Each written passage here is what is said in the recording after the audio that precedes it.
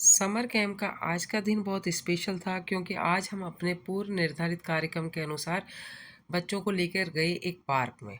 और पार्क में हमने पक्षियों के लिए लगाए परिंदे और बच्चों को साथ ही साथ नेचर और पक्षियों के बारे में भी बताया।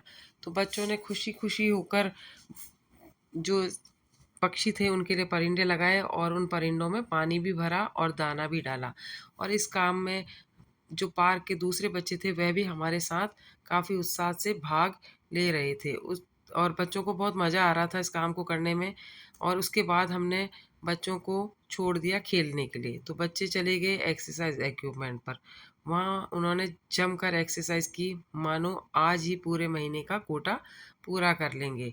और कुछ बच्चे थोड़ी थोड़ी शैतानी भी कर रहे थे लेकिन उनको मज़ा आ रहा था। और इधर से हम भी पूरी निगरानी रख रहे थे कि किसी प्रकार की कोई दुर्घटना ना घटे। और बच्चे तो खुद समझदार हैं, उन्होंने भी ये प्रयास किया कि वह बिना किसी नुकसान के अपने खेल को संपादित करें। और कुछ बच्चे अपने आप को अलग से दिखाने के लिए कुछ अलग तरीके की एक्सरसाइज भी कर रहे थे, जिसे देखकर मुझे भी बहुत अच्छा लग रहा था। और आज का जो हमारा सेशन था वो स्पेशल था क्योंकि आज हम कमरे से निकलकर बच्चों को पूरे मैदान पर खुले रूप से कुछ करने के लिए प्रेरित कर रहे थे। और इसके साथ-साथ हमारे और दूसरे भी सेशन थे, जिसमें एक कहानी का सेशन था जिसमें एक ब्राह्मण और 3 ठग कहानी सुनाई गई। ता साथ ही साथ बच्चों को यह भी पूछा कि इस प्रकार की परिस्थिति होने पर बच्चे किस तरीके से निकलें।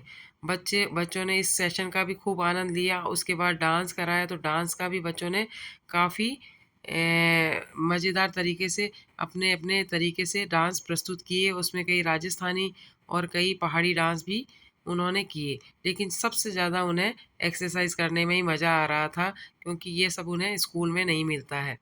और बच्चों को इस आनंद देखकर हमारे जो ये कैंप की जो हमने जो उद्देश्य रखे थे वह भी पूरे हो रहे थे कि बच्चे खेल-खेल में बहुत सारी चीज़ें सीखें और पढ़ाई को बोझ ना समझें। और उसके बाद बच्चों को भूख लगी और वो खाने बैठ गए।